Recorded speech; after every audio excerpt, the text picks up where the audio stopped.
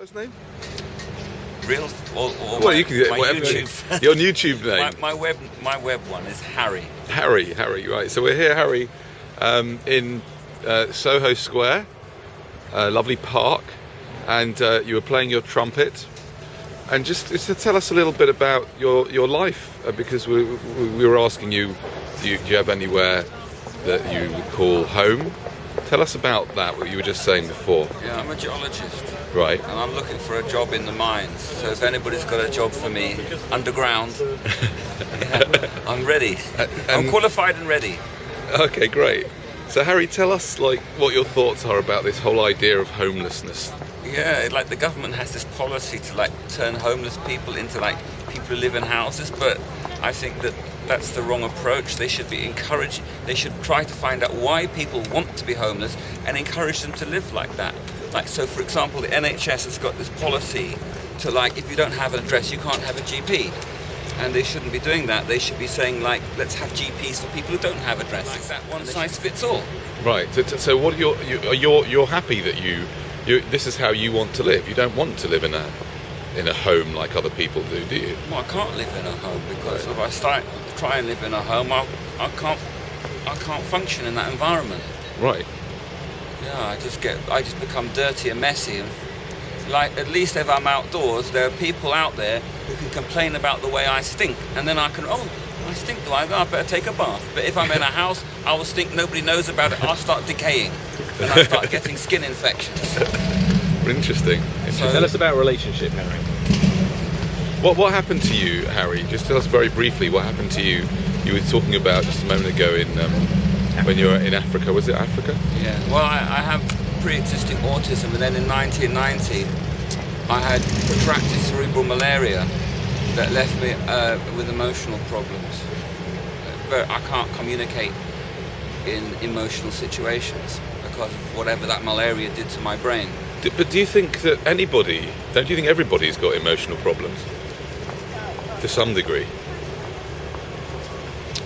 I don't know. I don't work for the Office of National Statistics.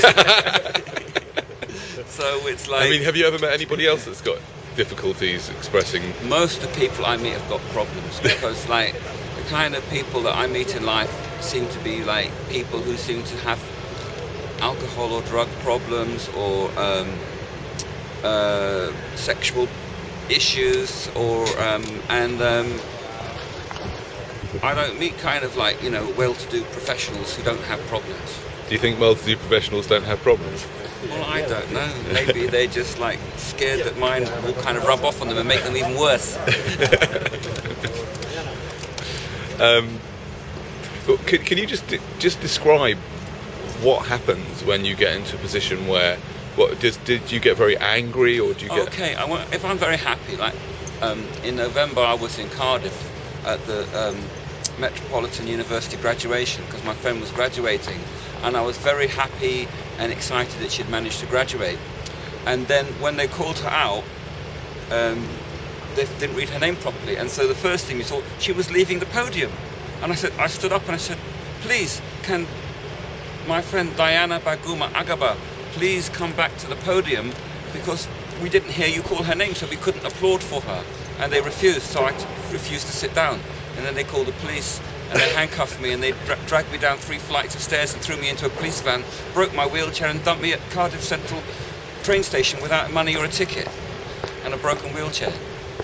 And my hands that were very badly bruised and damaged, and I couldn't even get any medical treatment to find out what's wrong with my hands. That's typical. So that if was I get last November. That was in November, and I complained to the IPCC. I keep telling them that, look, I can't get medical treatment for these problems with my fingers.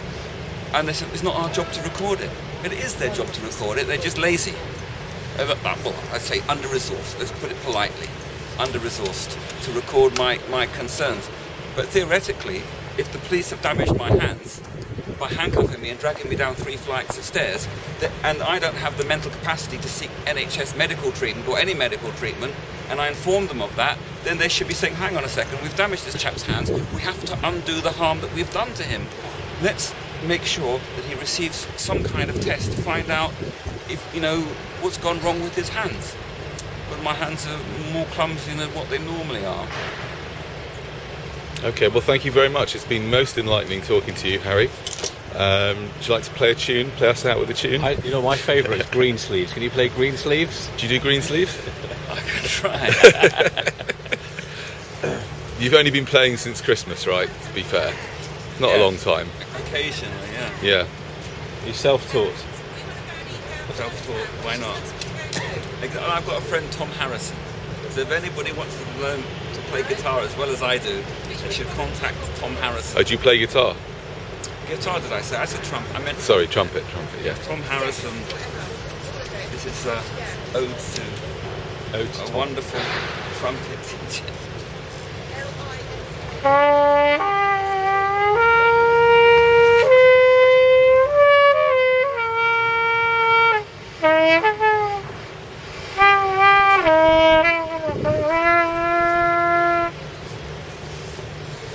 I can't read my handwriting.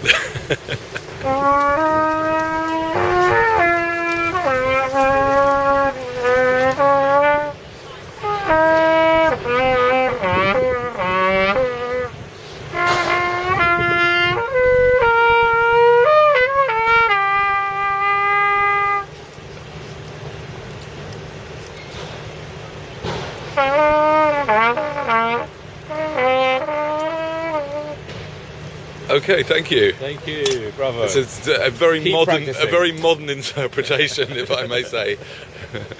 Excellent. Lovely All to the meet best. you. Bye.